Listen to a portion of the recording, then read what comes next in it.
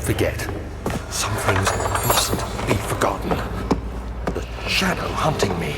I must hurry. My name is Daniel. I live in London at Mayfair. What have I done? This is crazy. Don't forget. Don't forget. I must stop him. Focus. My name is... I am Daniel.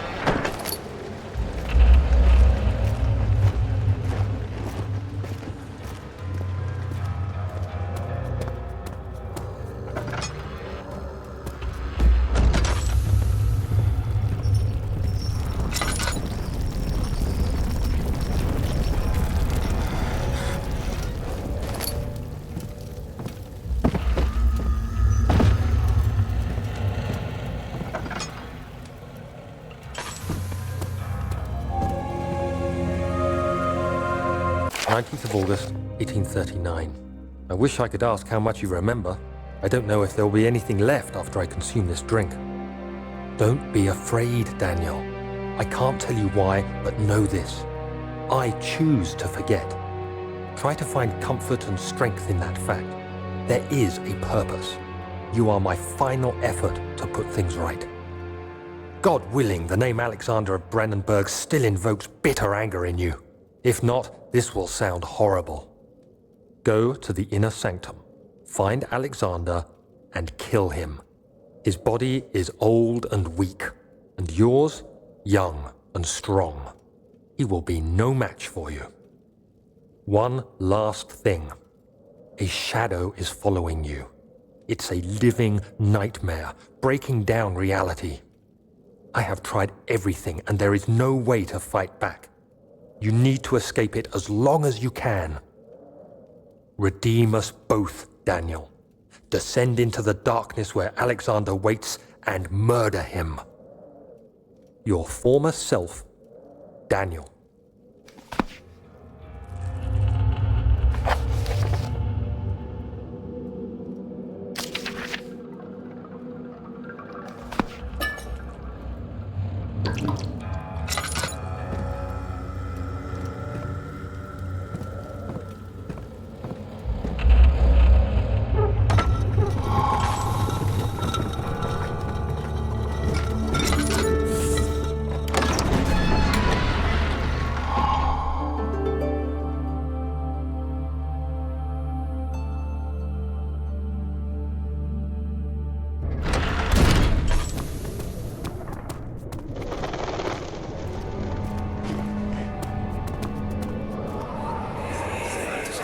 Alexander, is it inside the castle?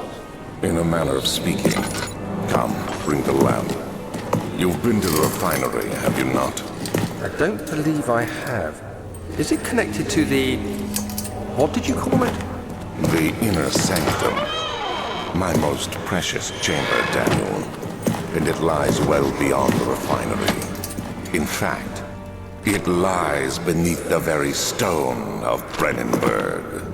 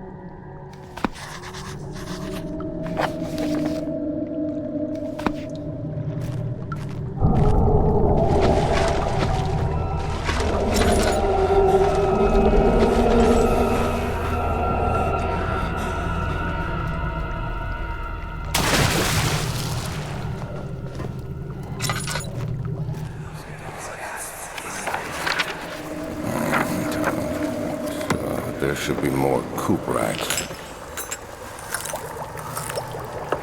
Let me see. And one part Aquaforce.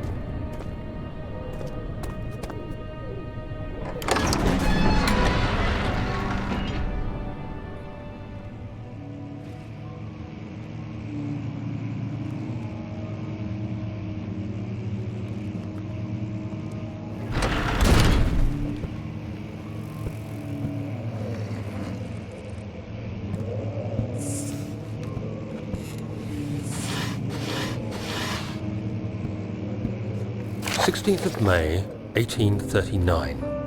The unflinching African sun has continued to plague our expedition, making it impossible to dig until dusk. How Professor Herbert managed to find the location in these vast plains of nothingness remains a mystery to me. When I asked him about the tomb again, he told me about the legend of Tin Hanan, the mother of us all. An interesting story in its own right, but I can't help feeling there's more. Later that evening, we uncovered a passage beneath the dunes leading to a sand-covered stone structure.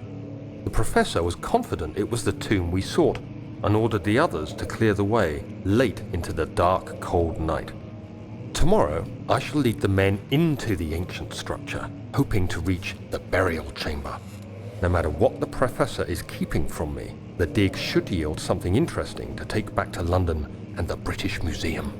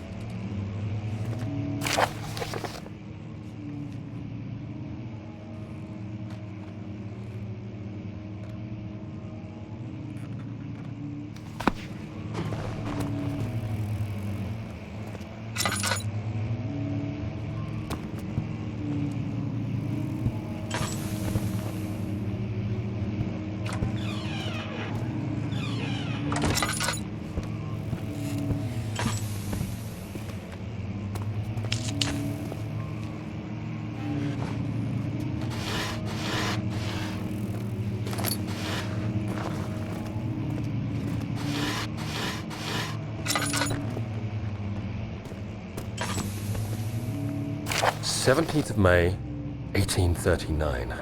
My hands tremble as I write. I feel a need to document my tribulation, for I fear that my memory will fail me if I linger. Today, I took some men and ventured into the dark, ancient passage we uncovered.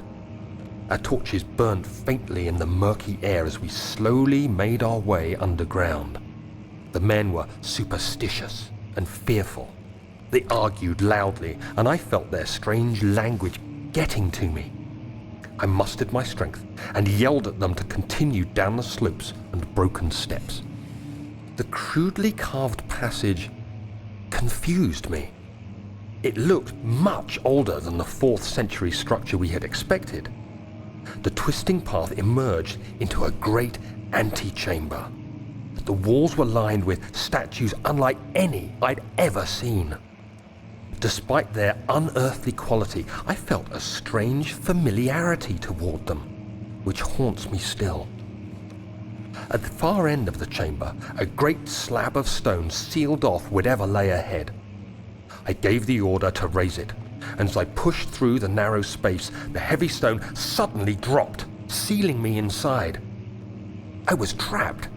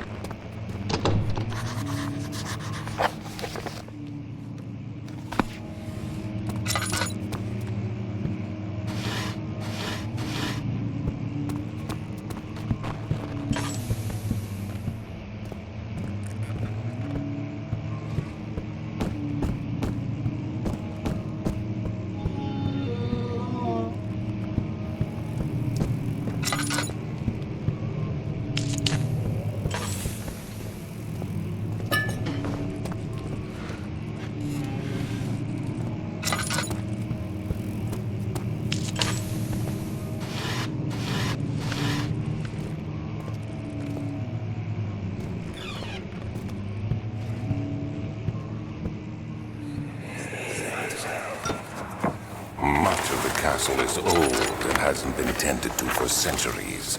When the shadow arrives, it won't take long until things start falling apart. We're just buying time anyway. Let's do what we can. There isn't much to be done about wars. We should reinforce weak structures. The ground will tremble and there's a risk everything will cave in on us, especially downstairs. Here, and there.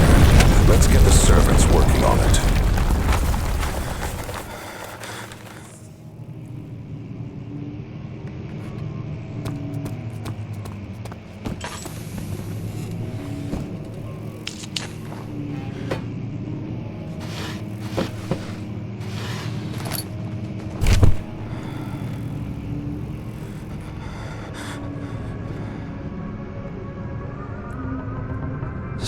May 1839. After pounding the unforgiving stone wall for what seemed like an eternity, I realized it was hopeless. I was trapped. I fell to the ground, gasping for air, trying to focus. That's when I saw a faint blue shimmer. My weakened body was heavy to carry, but I managed to push myself toward the enchanting light. It was waiting for me. Enclosed in dark nothingness, I felt myself drawn to the mystic light. I reached out, closing it in my hands. The faint glow escaped my fingers and began to spark brightly and spirit me away, unlocking alien memories of spiraling towers, endless deserts, and impossible geometry. The next thing I can remember is the grating sound of stone being lifted, the voices of the Arabs pulling me to safety, and grasped firmly in my hands was the broken pieces of a most peculiar relic.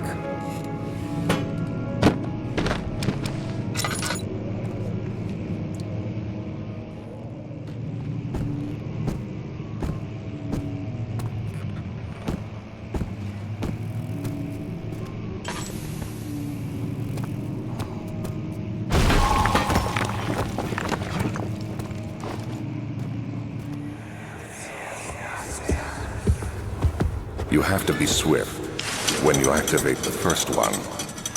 You hear that? If it stops, you'll have to start over. Isn't all this a bit excessive? You can never be too careful, Daniel.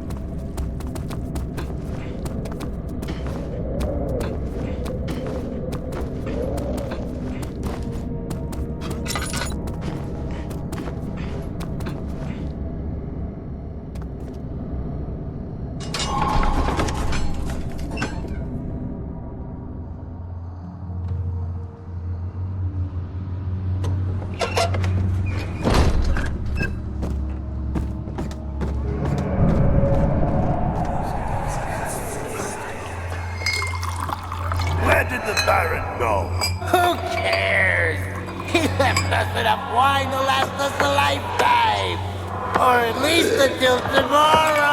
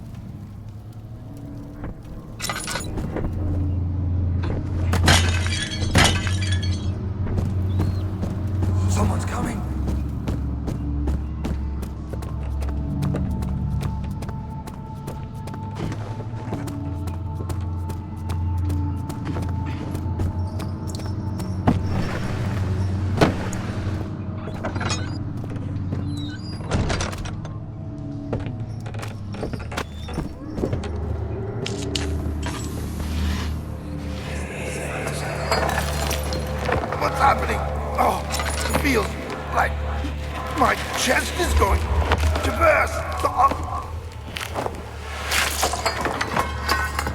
My God! Wilhelm, do something! Accept it. We're not getting out of here. How can you say that? Alexander, you piece of shit! Let us out of here!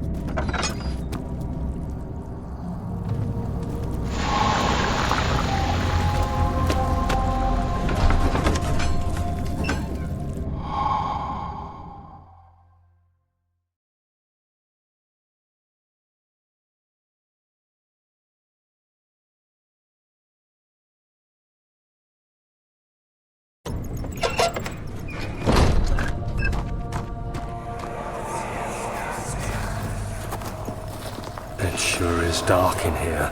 Yes, and there's a good reason for it. But you can light the lamp now if you wish. What's the reason? For the darkness, that is. Stay close. Be careful not to stray.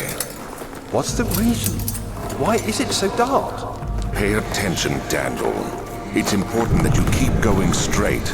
and make sure not to stray.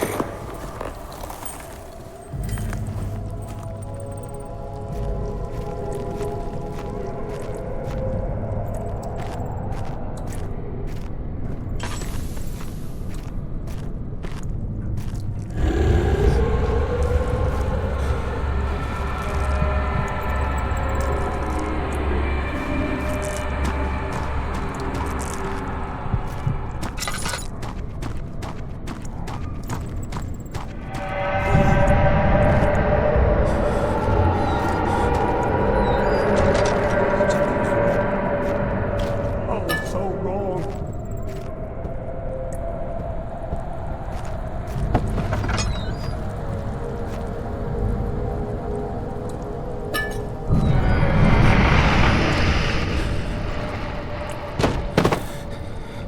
Of June, 1839. It's been more than a month since my last entry. After the event inside the underground chamber in Algeria, Professor Herbert insisted I return to England. He said he didn't want to risk forfeiting the entire expedition lest I took a turn for the worse. An excessive decision, in retrospect. But I'm glad it turned out that way. I found my journal this morning in the haphazard collection of things brought home from Africa. Next to it lay the broken stone orb wrapped in cloth. I tried to assemble it, but couldn't. The pieces wouldn't fit together, as if they weren't from the same object. Could I have imagined it all? Was there ever a complete orb?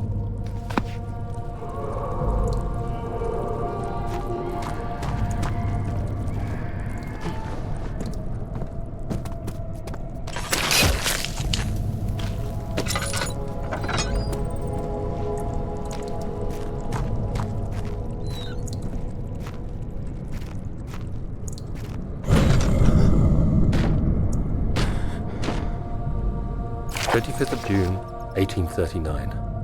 I feel the need to continue this journal, even though it was intended for my journey to Africa. This must be something very important. I just know it. I've taken it upon myself to piece the orb back together, but it's been more difficult than one might think. The pieces are behaving strangely.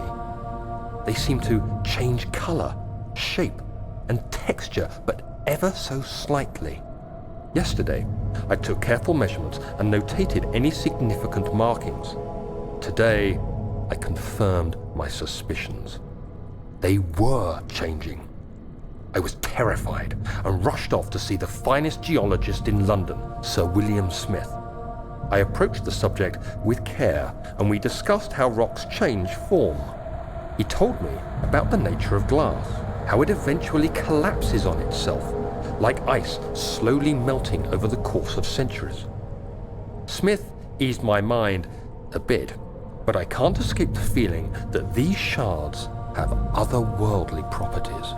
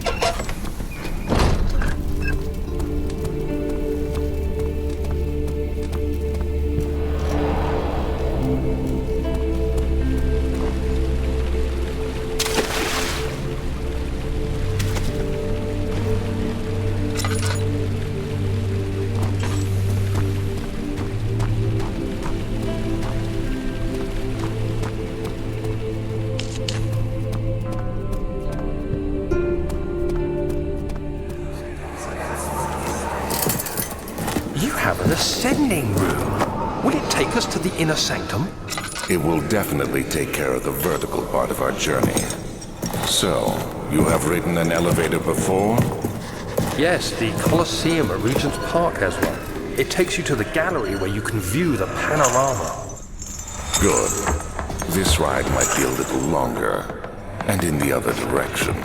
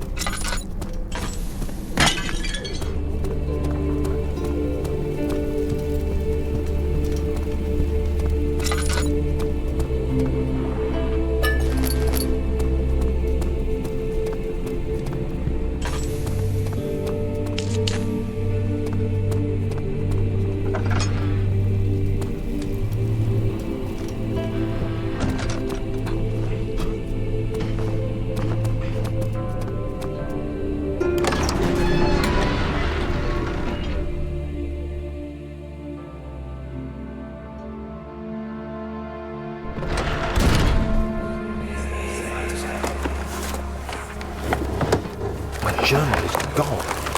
What would they want with my journal?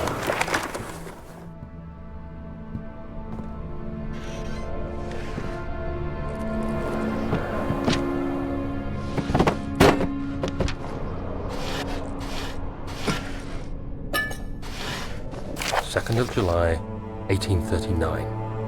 I received a letter today from the Algerian governor's office disclosing the fate of Herbert's expedition. About a week after my departure, Abdullah, one of the men traveling with us, returned from the desert. He was badly injured, as if maimed by a lion. The man rambled deliriously about the expedition being attacked by something horrible. The French quickly dispatched a search party to look for the expedition. After searching for days, they found the camp abandoned without any trace of Herbert or his men. Tomorrow, I'll retrieve the things they recovered from Herbert's tent at the customs house. I don't know what to make of it, but I'm worried for him.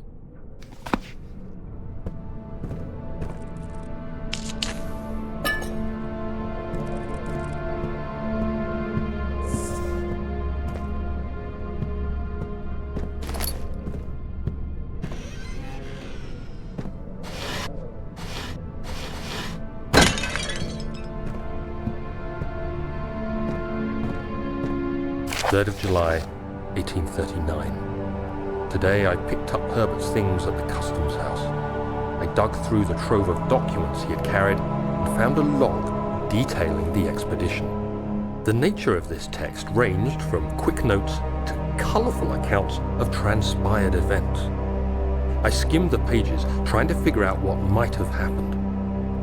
May 17th, the day I was trapped inside the orb chamber, Herbert dryly states, "Recovered Daniel after 1 hour of entrapment." This confused me greatly. I was suffocating within minutes. How could I have lasted an hour? I continued reading the peculiar text. Herbert states his facts without judgment or passion, but suddenly I could read frustration into his text. He pushed his men to investigate the underground tomb, an effort which seems to have strained the minds of his men. Madness spread through the ranks, and Herbert had to take some extreme measures to continue. He finally visits the chamber himself, where he retrieves the orb to the surface. His account confuses me greatly. If he has the orb, what are those pieces in my drawing room?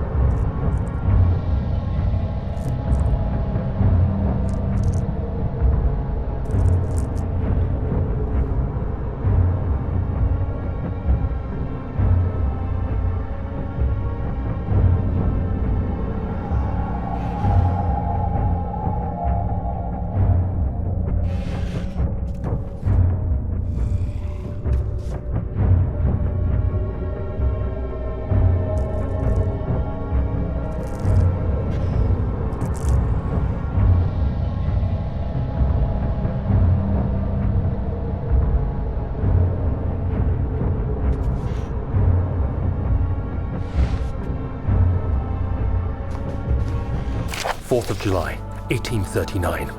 It's done. The orb is assembled. I was awakened by an exhausting nightmare. Shaking and sweating, I retired to the drawing room with a cup of tea. The relic pieces lay spread across the table as I'd left them, but somehow I knew how it was supposed to be. I fetched the tar, which I had prepared to fix the pieces together, and without fault I joined them, producing the orb I remembered so clearly. The tar proved unnecessary. It was pushed out from the joining pieces as they merged on their own, with no adhesive. The ancient stone relic now rests on my table. Its immaculate surface and perfect shape could have been molded by a factory. This is all too strange.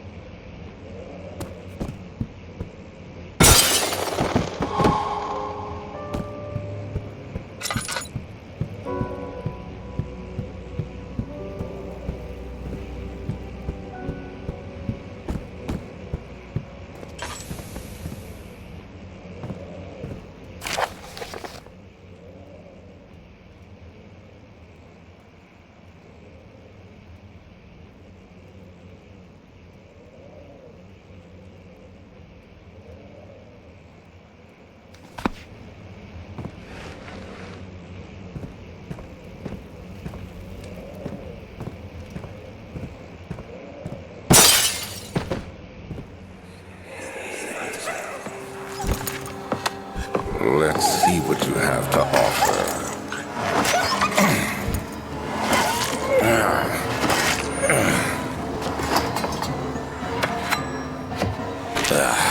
What a mess.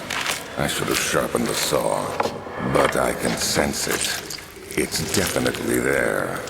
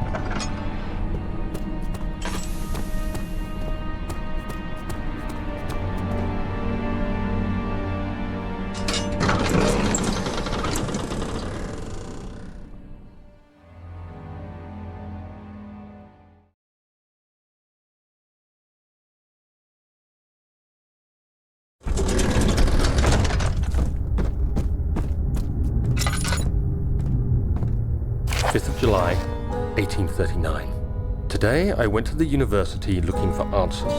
I was able to sneak into Herbert's office and pick up an address book along with some relevant textbooks. Professor Taylor at the Faculty of History was very helpful, and I managed to approach the subject of the orbs. The most interesting aspect was the prevalent trace they had left in our culture. The mythic orbs may, in fact, have inspired the globus cruciger, which so many royal regalia holds to this day. In ancient times, the orbs were held by priests as a symbol of the sun and its power. As I was leaving, I overheard a disturbing conversation. Sir William Smith, the geologist, was killed last night. Less than a fortnight had passed since I'd asked for his expertise. I know it's silly, but I can't help feeling responsible somehow.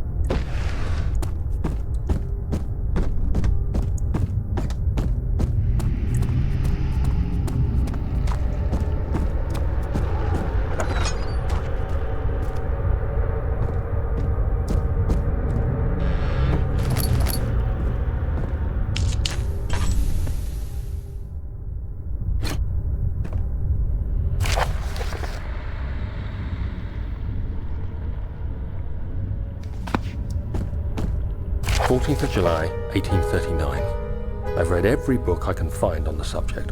While rich in legend and hearsay, my knowledge is lack for the insight I crave.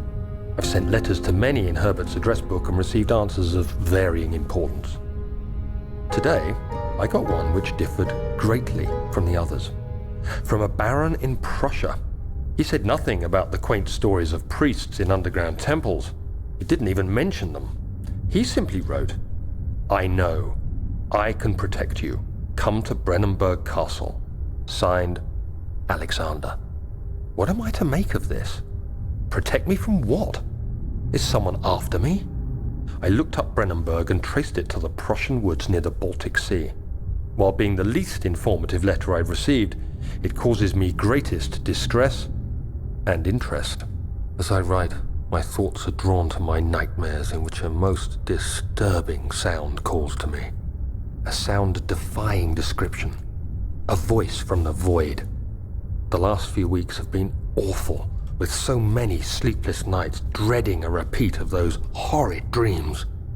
Tomorrow, I shall visit my physician, Dr. Tate, in hope that he can provide me with sedatives to help me sleep.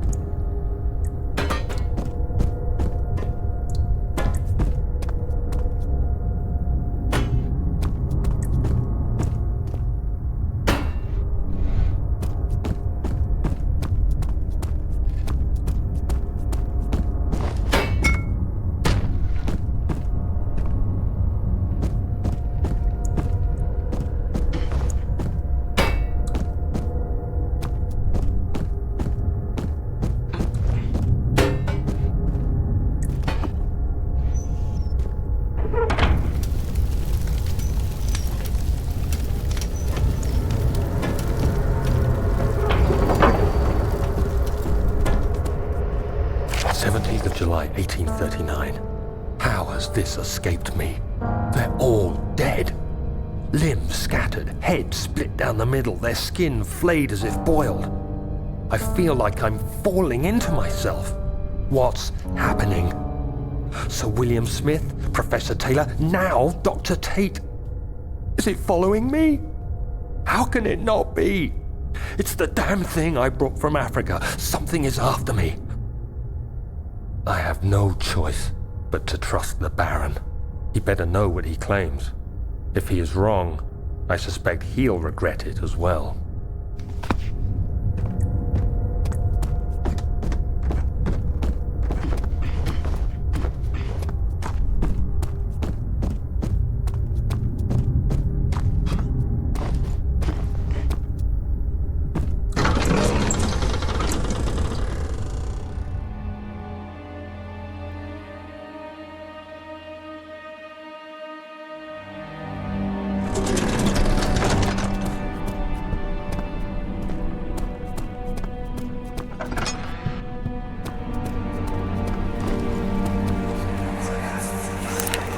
Don't forget your bag, Daniel.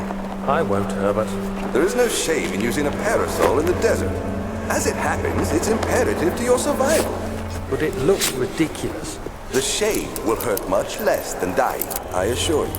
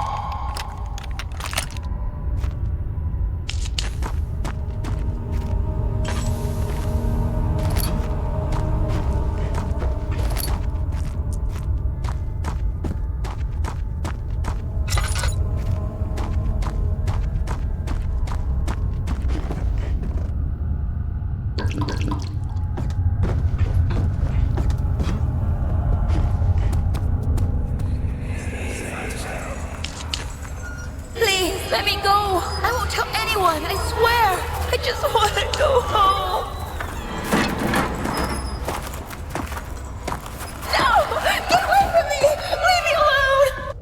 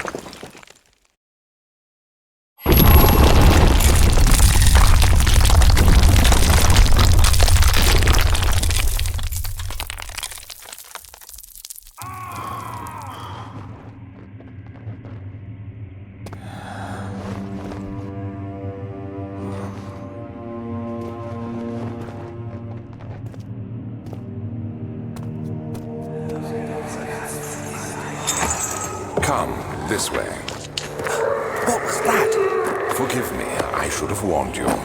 One of my responsibilities as a Baron is that of a prison warden. This is where criminals are locked up. Like a dungeon? Very much so. Come, don't linger.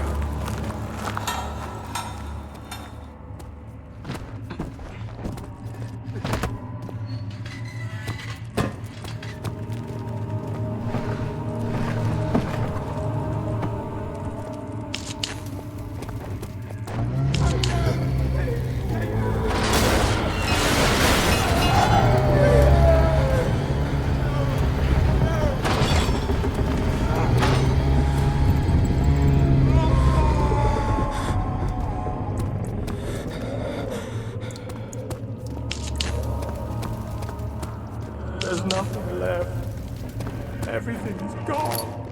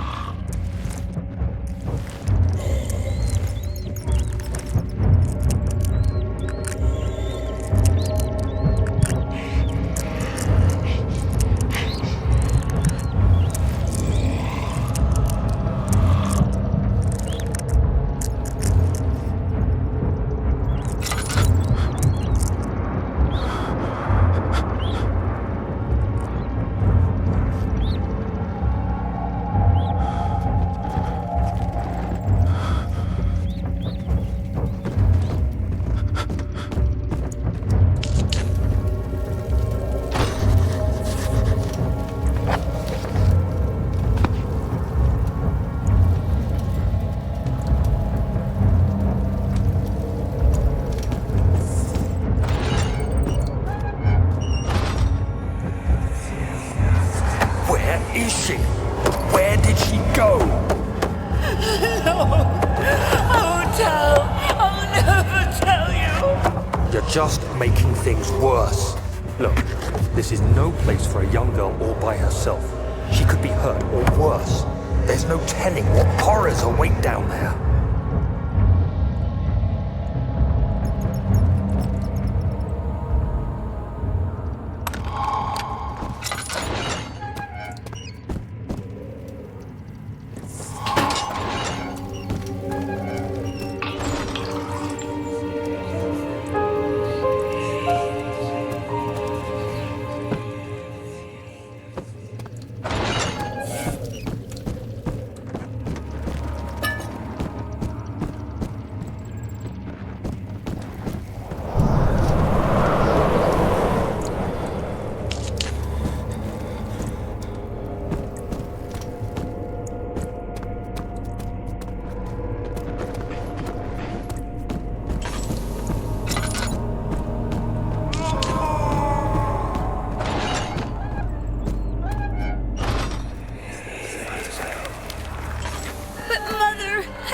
leave without you.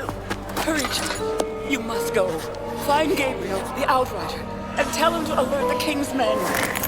No, you come too. Please, we don't have time to make the hole any wider. But Someone is coming. Hurry! I'll cover the hole with a bed. Everything will be fine. I promise you.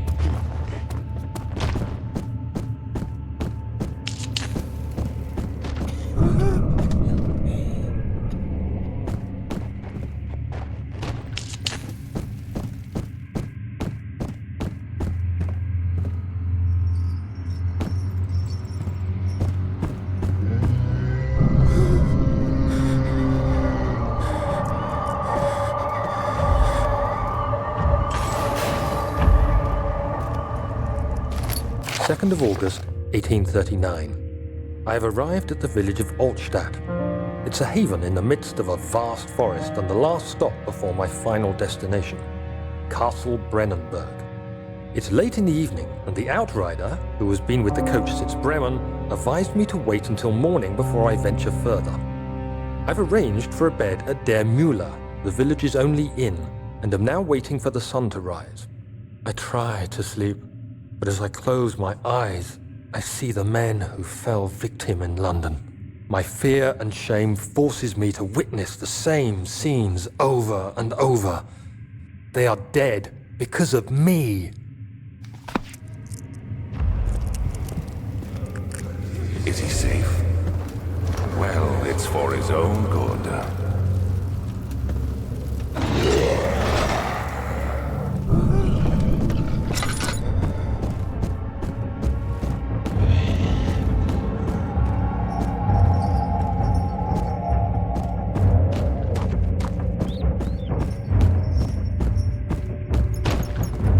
Soon we'll be ready. Let there be enough time. Hey! Anybody! Help! Christ! I don't believe this. Why? I mean, why? What did I do to deserve this? I mean, it can't be. Do I deserve this? It wasn't my fault. Why did he have to go in there? Don't go into burning houses. He should have known better.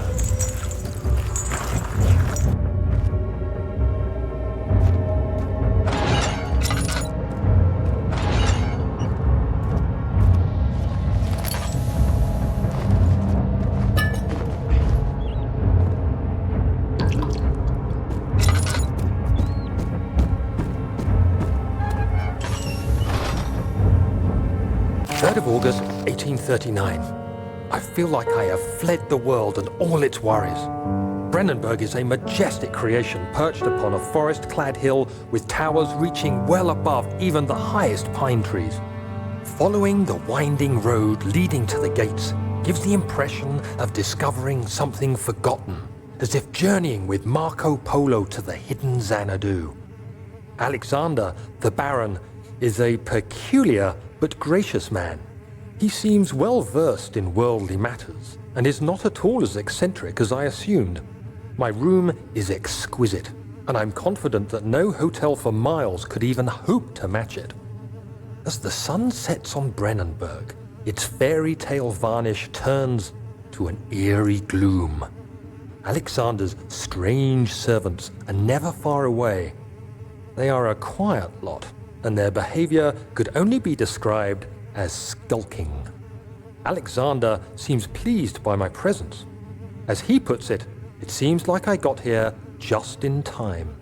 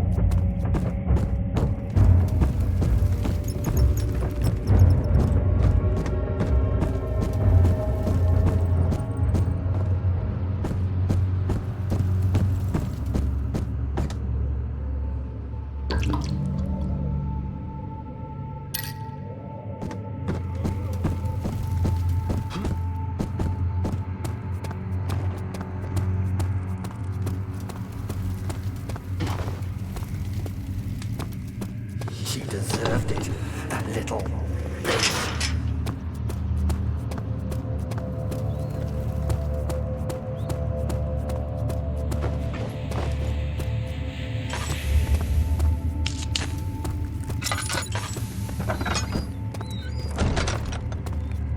August 1839. The nightmares woke me in the early morning, and for a moment I forgot where I was.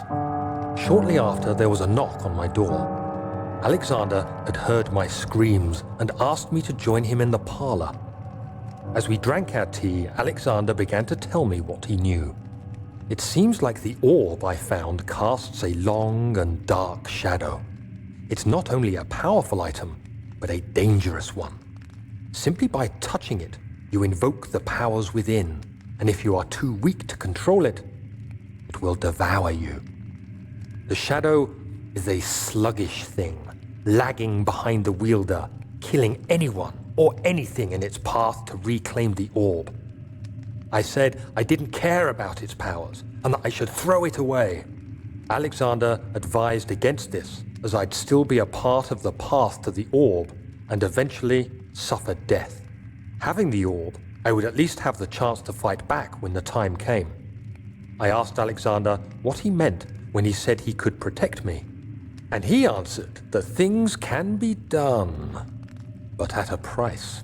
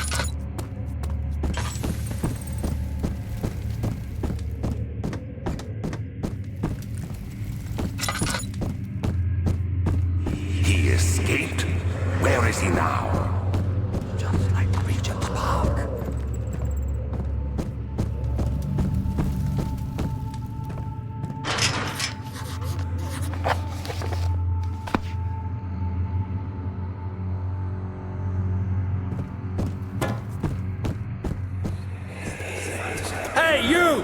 Stop! Don't come any closer. I just want to leave. You can't go outside. It's too dangerous. I'm telling Gabriel. I doubt that very much.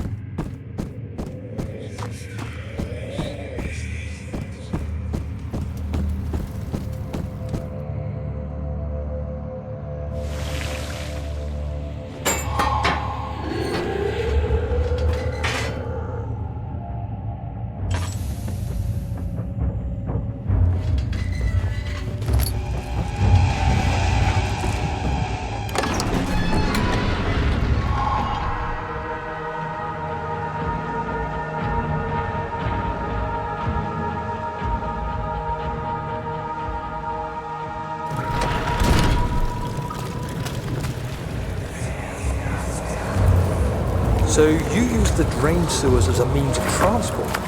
Yes, they were built to divert water from an underground spring and are quite spacious. It seemed only natural to incorporate it into the overall structure. But we won't be using it. Not today. The flow is seasonal, and when the spring runs dry, the damp tunnels produce a rather poisonous type of fungi. There is an antidote, of course, but we won't be bothering with it today. Come, this way instead. We're almost there.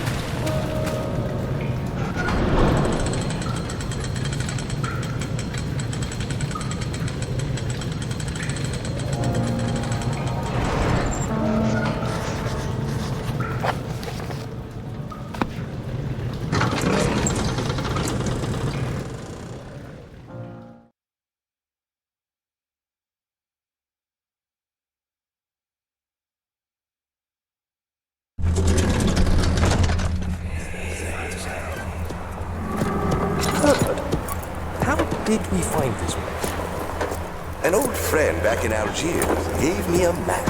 Why isn't he with us? Didn't he want to come?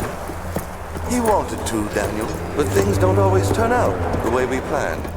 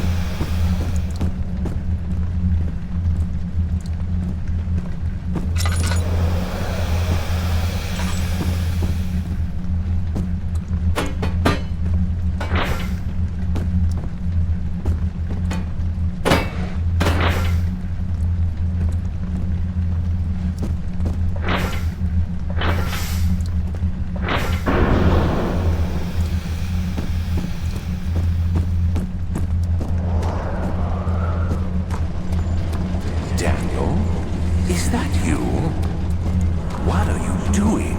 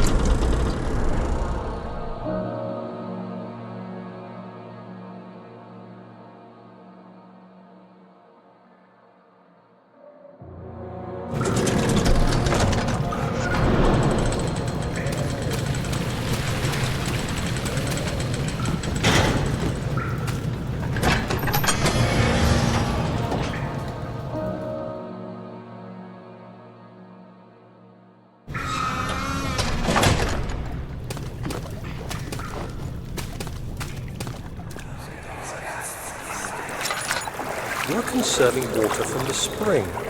Yes, it enables me to control the water in the drain sewers to some extent.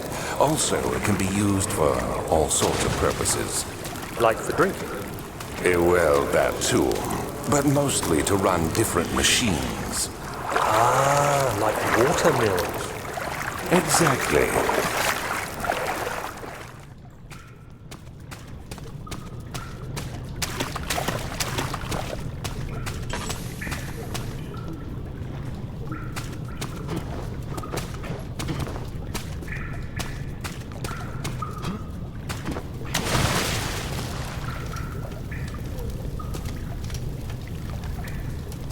August 1839. There is no denying that Alexander puts a lot of faith into what I can only describe as magic. I'm not surprised. Even while traveling across Europe, I assumed I would have to embrace the supernatural to save my mind and life. As a novice, I do everything in my power to stay focused and not dwell too much on my own doubts. Alexander woke me up early and told me it was time we got started on our work. He was obviously excited to get going, and we headed downstairs to the old dungeon where he preferred to attempt his rituals. It turns out that Alexander is a true Renaissance man, paralleled only by Da Vinci, I'm sure. He showed me several rooms fitted for specific research, such as anatomy studies, alchemy, and botany. The crown of Brennenburg must be the inner sanctum, a most hallowed ground where we shall attempt to permanently banish the orb's shadow.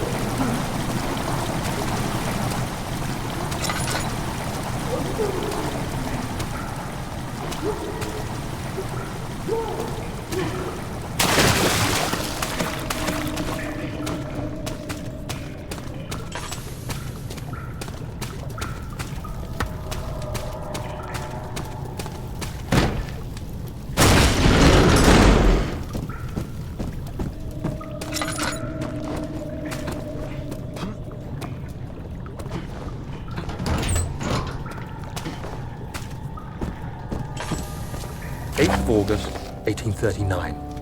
I could never be certain until today that I was on the right path. Using my orb, Alexander managed to channel its power unto us. The inner sanctum flared with blue, fiery light, and I could feel the same things I felt in the dark chamber in Algeria. It was like standing in a mad whirlpool of impressions. It was terrifying. But Alexander kept calm and wielded strange tools of science in order to tame the storm. Suddenly, the blue light was stained by strains of red, and the walls burst with pulsating tissue resonating with the scene.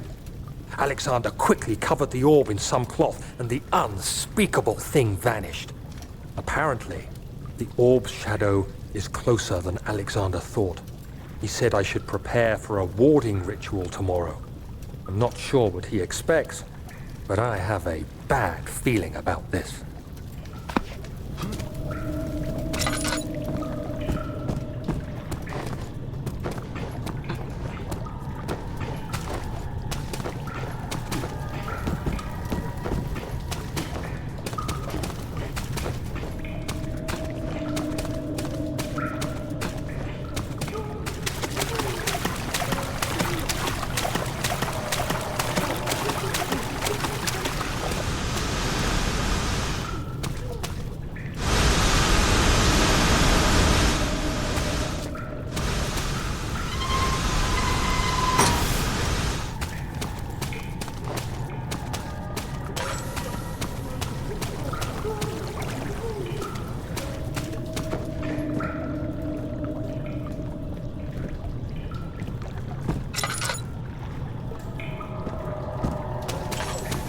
9th of August, 1839. It is still early, and Alexander is busy preparing for the ritual later today. Seeing him this worked up makes me question why. What does he stand to gain? I realize he is curious about it all, but surely there must be more. Is he so foolish he will attempt to tame the power of the orb?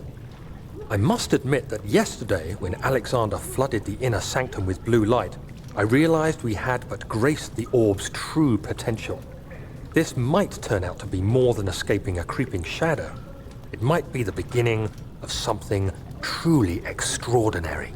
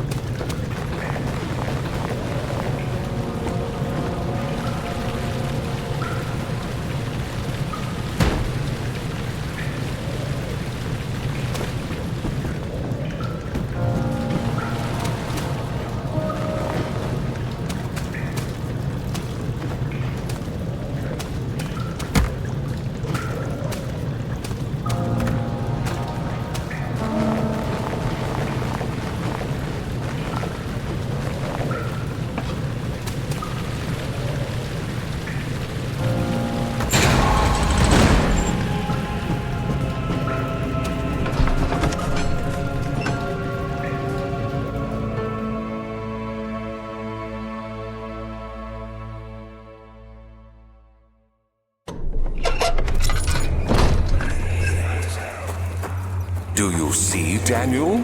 It has yielded. What? The shadow. It has? For now. Come, let's get this out of here so we can get some peace. Yes, let's. Where to? Just down the corridor, to the morgue. Are there more dead men there? You did well, Daniel. Come, let's get going.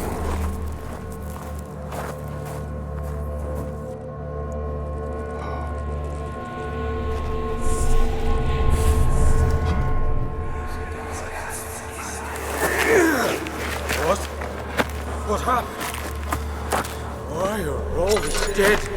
Where am I? What's happening? Help! Anybody! Help!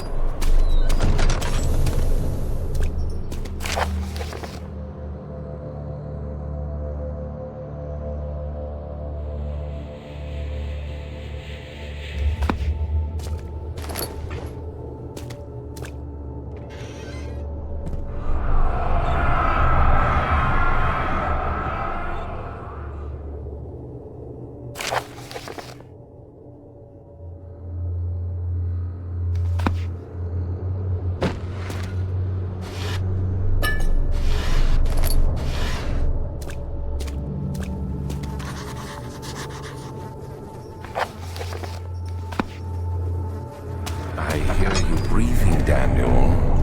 Do you hear me? Have you changed your mind?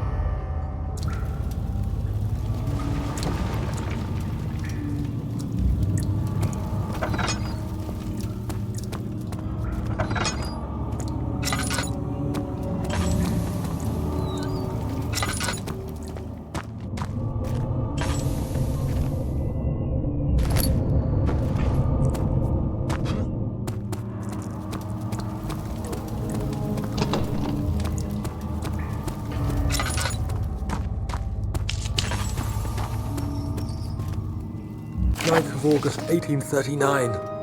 I can't stop sweating and shaking.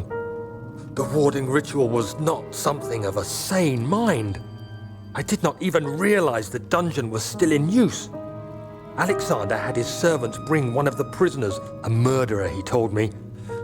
Alexander made all the arrangements, but he said I had to perform the ritual in order to have the right effect. The shadow could be led astray by the blood of another. Killing the man would provide us precious time. What else could I do? Alexander said it had to be done. He is saving my life. I don't have the luxury of argument.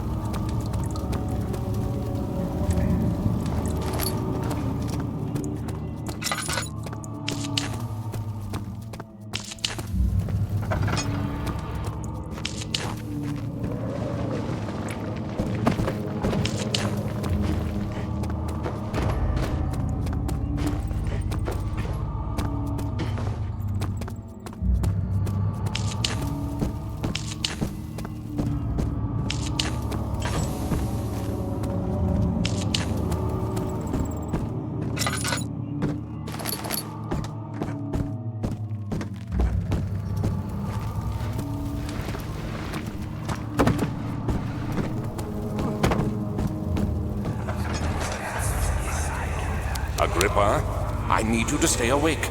Can you feel the syringe? No, I can't feel anything. Alexander, Yes. soon I won't even be able to move, will I? Your life is safe. I don't doubt that. But will it be worth living?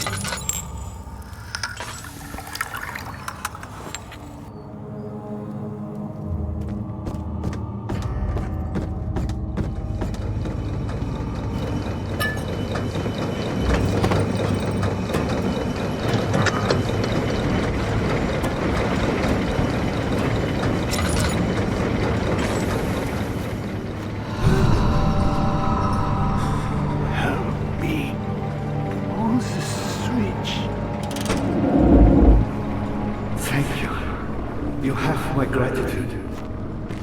My name is Agrippa. Who might you be? Daniel? Like the prophet thrown into the lion's den?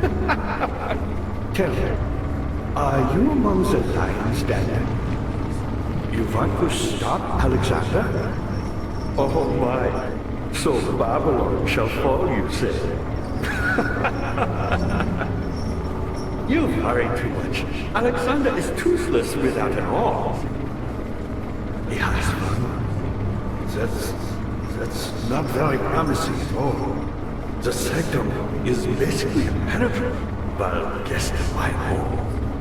It could be breached by another, but Alexander broke my own, a long time ago. Really? Well, if you tell the truth, by all means, seek out the pieces of the broken arm and mend away. I believe he uses them for torture now. They practically leak matter, which is quite useful, I understand. There should be 6 of them. Look around the choir and the transept. You should be able to find them there.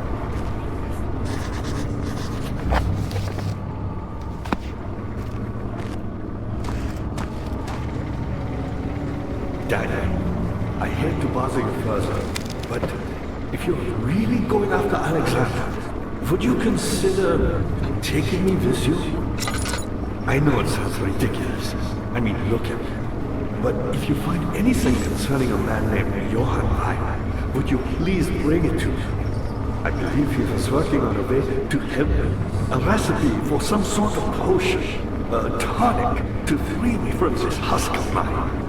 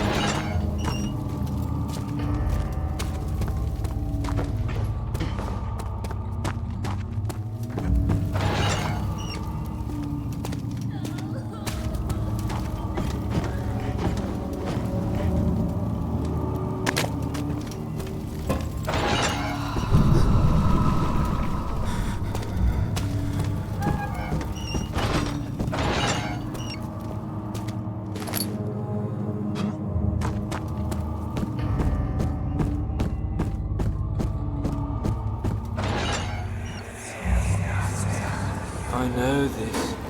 I've been here already. I know this taste. A taste of Damascus rose obfuscating the truth in a dim haze. They may sweep the traces from my memory, but my body remembers. These cuts speak volumes, even though my mind remains silent. They will be back. They will be back.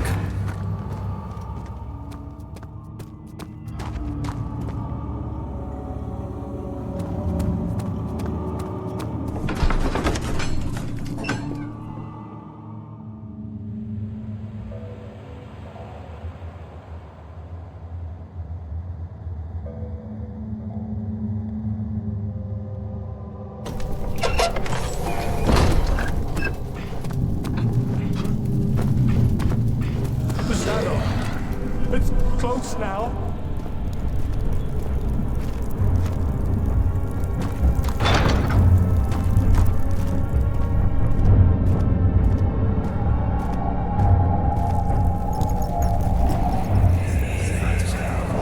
Just a little further. It's like Orpheus descending into the underworld.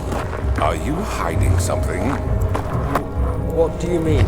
Never mind. Your intuition is remarkable. I'm not sure I'm following. It doesn't matter. It's just a myth after all.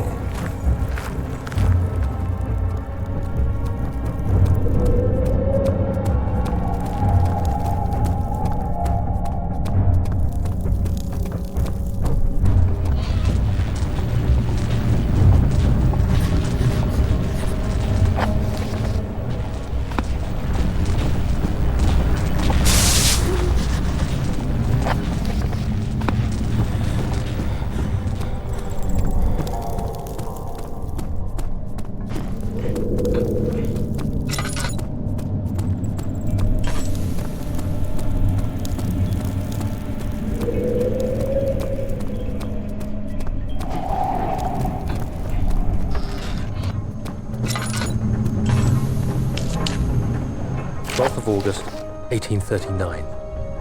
Banishment ritual is taking longer than expected, and we have to do what is needed. I spend my time helping out the prisoners. Being around these degenerates makes me ill. None of them even tries to face their punishment with any kind of dignity. They taunt me with their lies of innocence and their cowardly pleas of mercy. What can make a man fall so far from the grace of a civilized existence? They are all wicked men, and I remind myself of it constantly. Still, I am thankful for God sending these monsters our way, as they will serve as the instruments of my salvation. I try to study the different tools in the torture chamber and learn how to use them effectively. Last time was messy, and the effect suffered from my inexperience. When the next warding is to be performed, I shall be ready.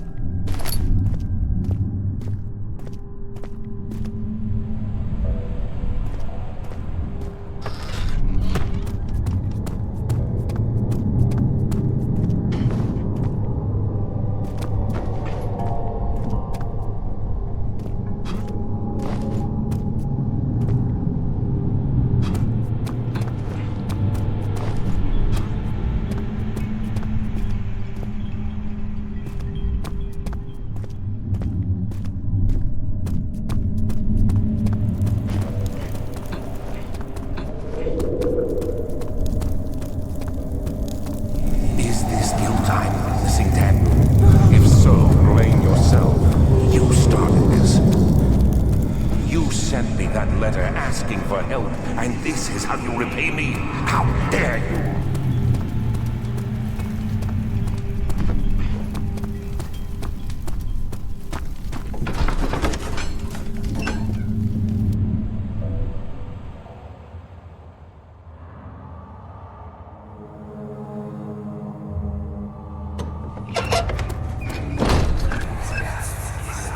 These cells are meant to hold prisoners who are under treatment.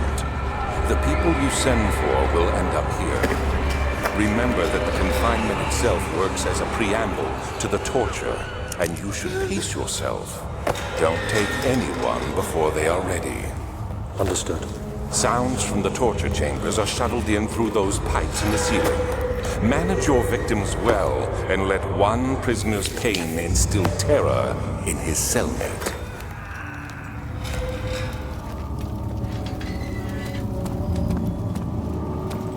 Dad, good to see you. What level? Oh, that one. So many of Alexander's things are breaking down. Look around. Maybe the other room. There are machine parts hidden all over this place. You'll find a way to fix it.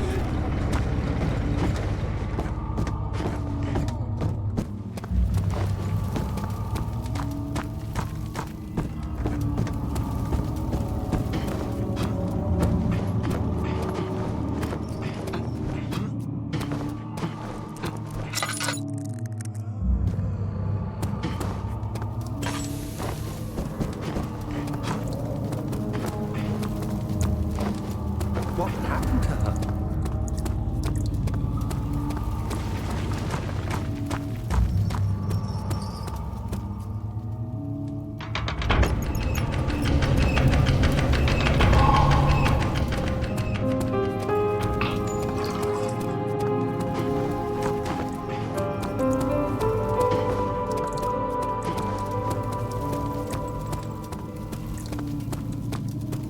Daniel, you have gone too far.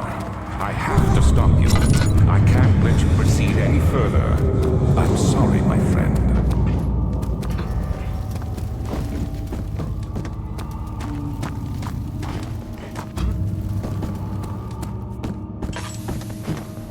Ah, you get it.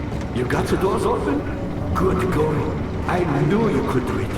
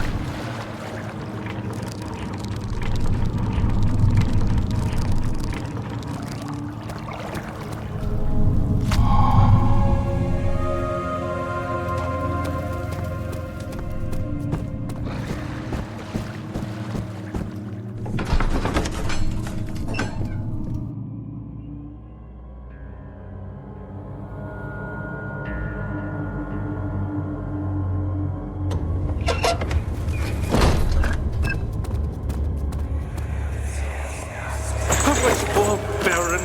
How much more am I supposed to withstand? Kill me already! Kill me! This one. Prepare him.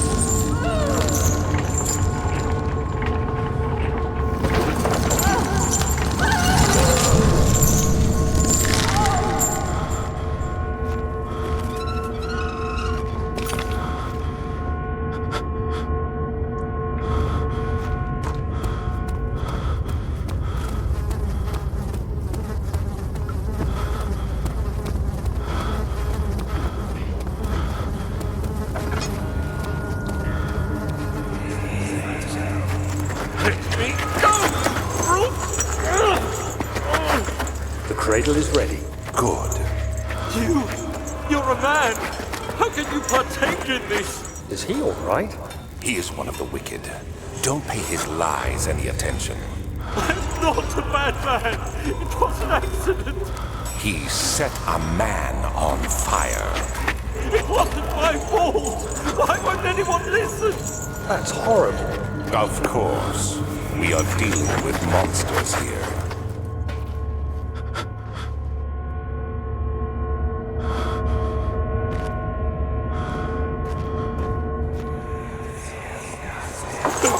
Please! Do anything! Whatever you want! Anything!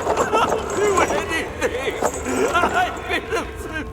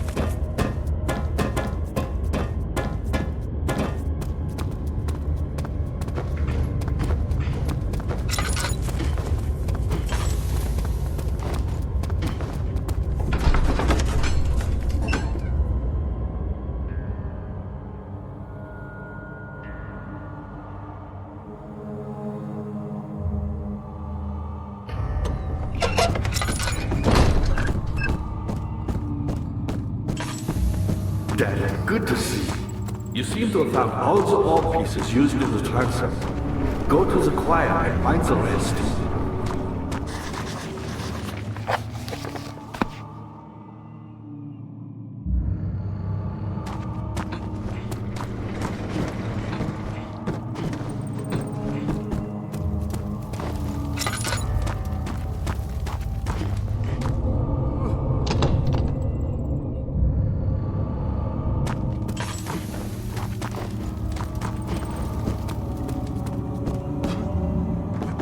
Ah, you get it. Who, me? I'm Heinrich Cornelius Agrippa. I was once quite important, you know. Baron Alexander has sustained my soul in this dead husk for years. Who knows how many? Hundreds, I presume.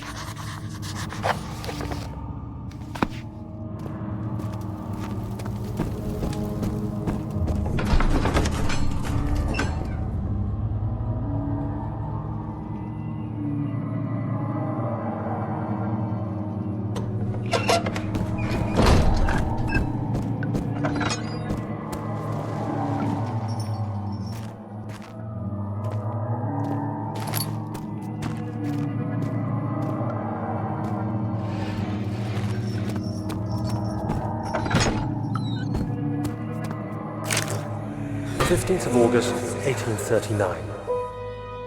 The blood wards are failing. The shadow beckons, and its cry disarms my actions.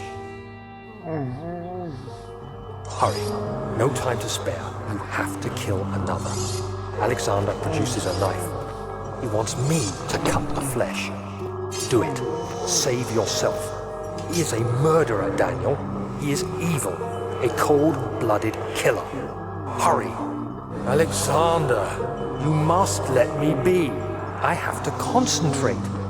Take the man, cut the lines, cut the flesh, watch the blood spill, let it come.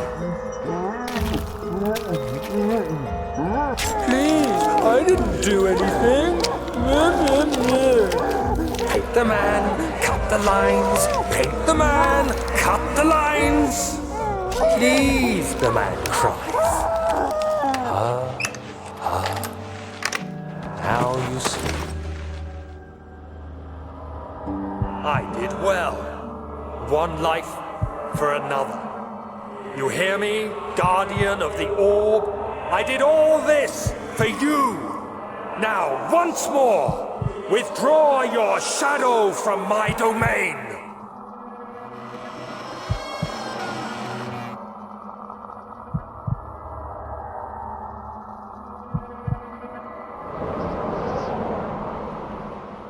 Alexander, there isn't much time. I can feel it. We must act swiftly. I will do whatever it takes.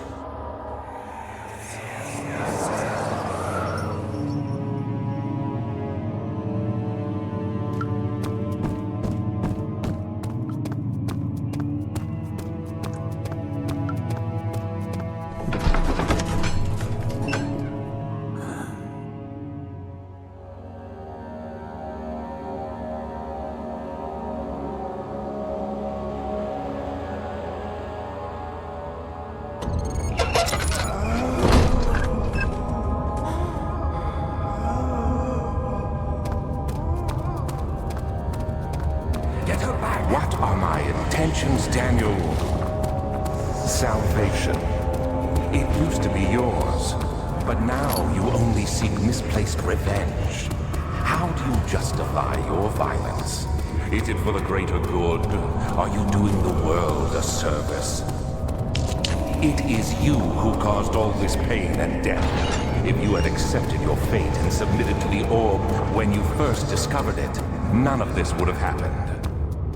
It is curiosity in league with your selfishness that is killing us both.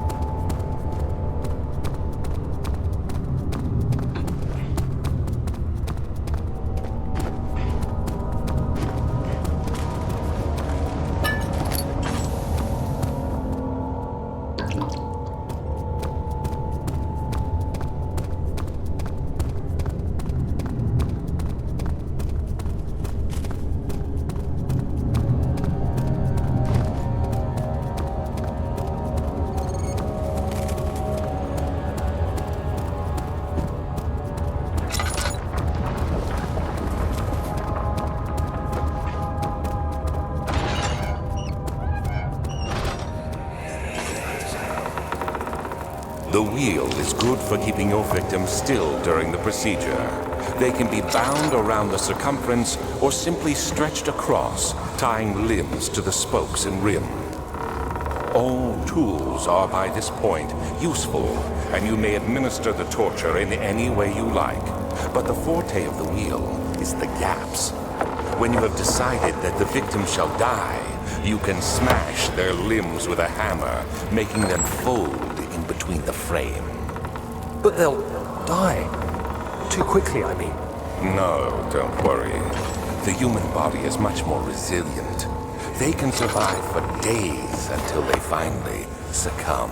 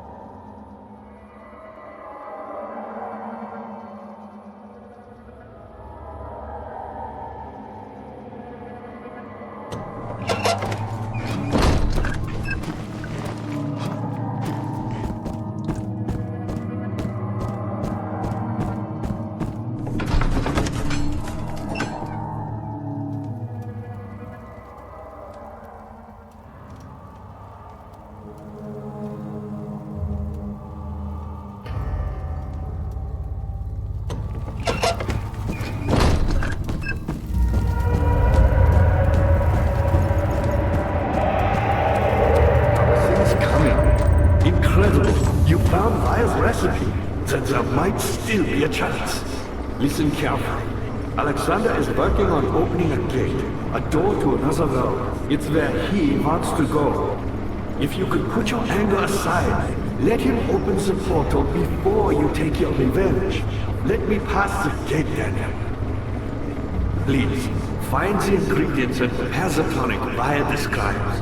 And do so before you assemble the orb. The barrier keeping you from the inner sanctum will only be breached for a short time. Unless everything is taken care of before mending the orb, you won't be able to save me.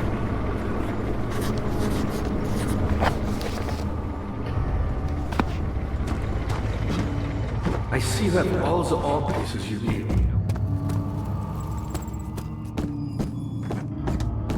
I see you have all the orb pieces you need. I know I have no right to ask anything of you, but if you could find it in your heart to gather the ingredients for Vire's tonic before attempting to mend the orb, there might still be a chance for you to save me. Please, my fate is in your hands.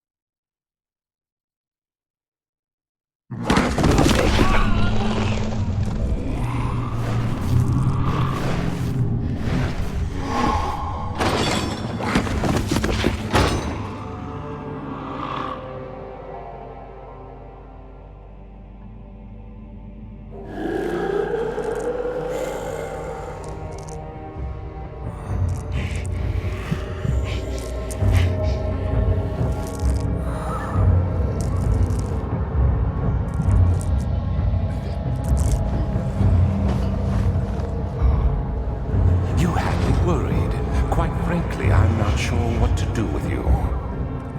I hold no grudge against you, Daniel. We are so very much the same, you and I. Did you really drink from the amnesia mixture? It does explain so much of your behavior. You never did finish what you set out to do.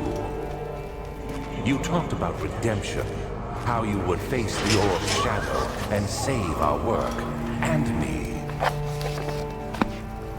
I will grant you another chance to redeem yourself. You can wait here and stop the shadow. Thank you, friend.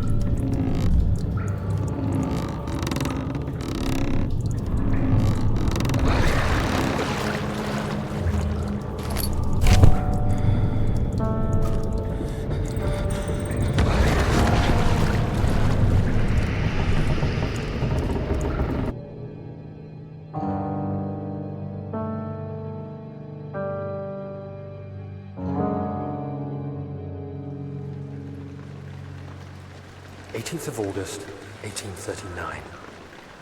Tonight, we will unlock the power of the orb and ultimately banish the shadow hunting me. I feel it closing in on me, and I fear for my life more than ever. Just outside Altstadt lays a small settlement where Zimmerman, a dairy farmer, lives with his wife and 3 children.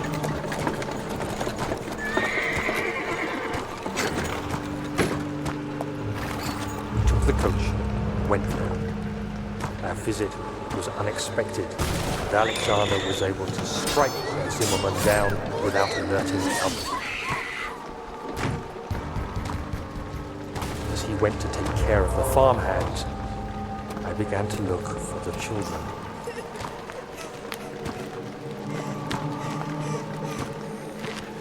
We should have more than enough prisoners to finish the ritual now.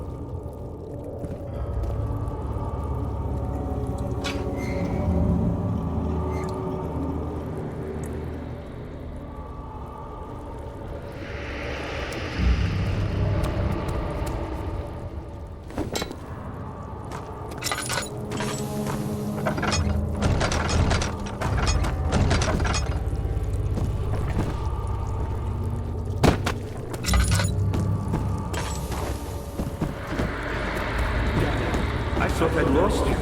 The castle trembled and I could hear the chancel collapse. The laboratory might be accessible now.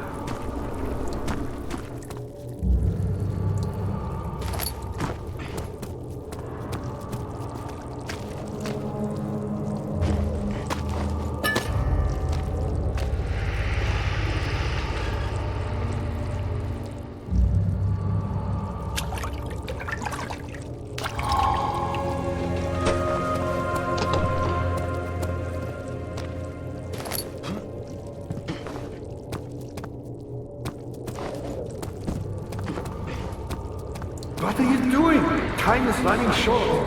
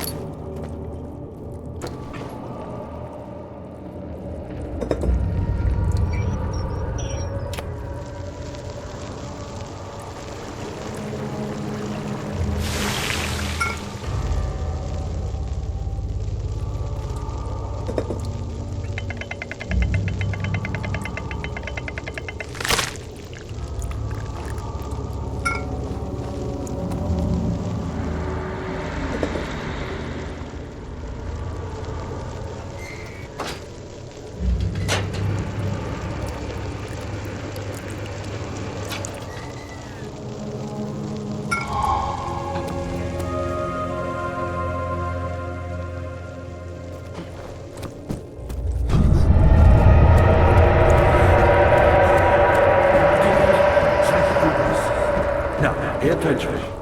First, beat me the tonic, and then use the saw to remove my head. As the tonic begins to work, you'll be able to cut off my head without taking my life. Then, take my head and bring it with you. As you enter the gate Alexander is opening in the inner sanctum. What do you mean? Why wouldn't you enter the gate? We can't argue now. You need to act.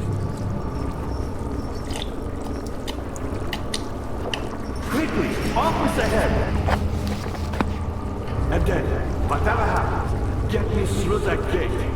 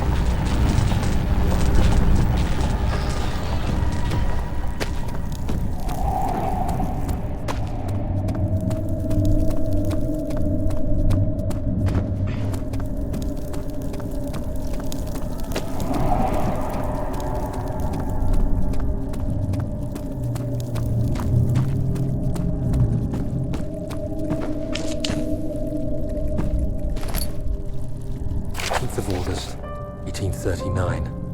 I cannot believe what I have become. One of the girls escaped and I chased after her all the way upstairs. I hunted her down and... What is a life worth? How many lives can I take before I surrender my own? Sure, I would kill a murderer to save an innocent. But to kill an innocent to save myself? A cold-blooded murderer.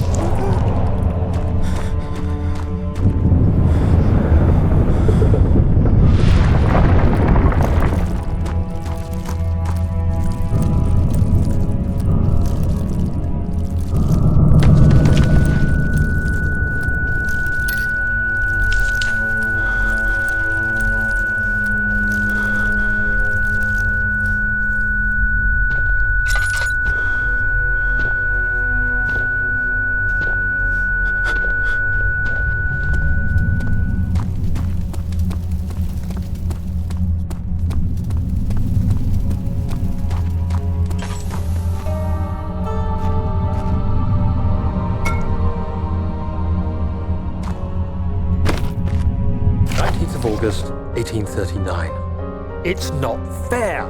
I'm not to blame. I've been manipulated by that demon. He played my guilty conscience and duped me into facing the shadow alone. That vile, conspiring man. He expects me to meet my death as he steals power beyond imagination? Alexander, I will kill you for what you have done. If only the shadow had caught me in London or Algeria, I wouldn't have to suffer this humiliation. You made me a murderer. A monster. And now, I merely await my death. I am too weak to press on. I can hardly stand as my knees fail me. I cannot see as my eyes are dressed in tears. I am as broken as the men I've tortured. If only I could wipe my fear away, as we did with them.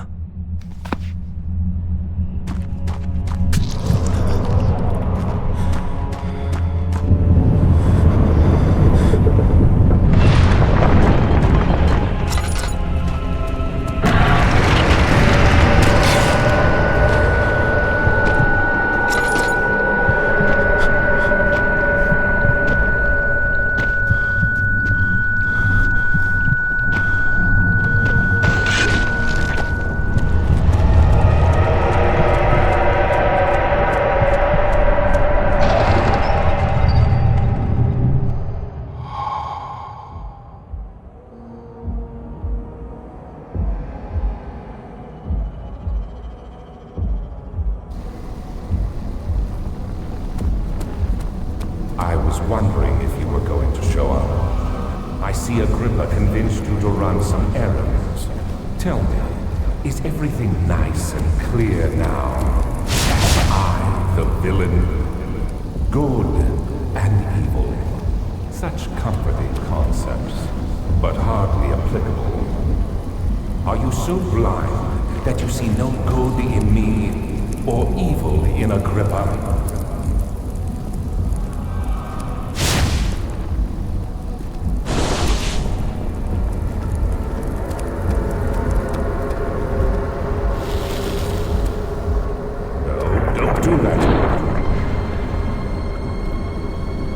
I realize you doubt my intentions. Why would I take such extreme measures to save your life? Maybe I'm saving mine too.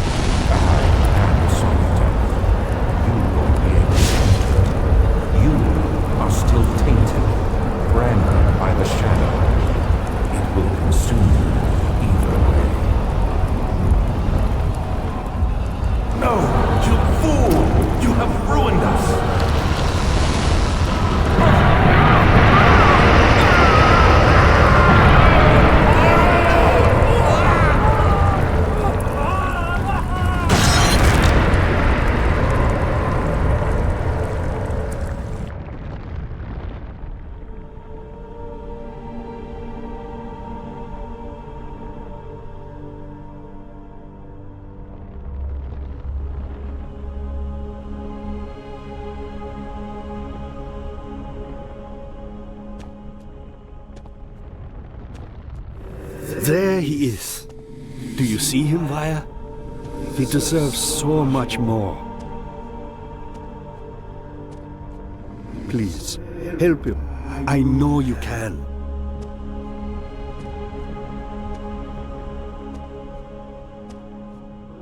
Don't worry, Daniel. It will be all right.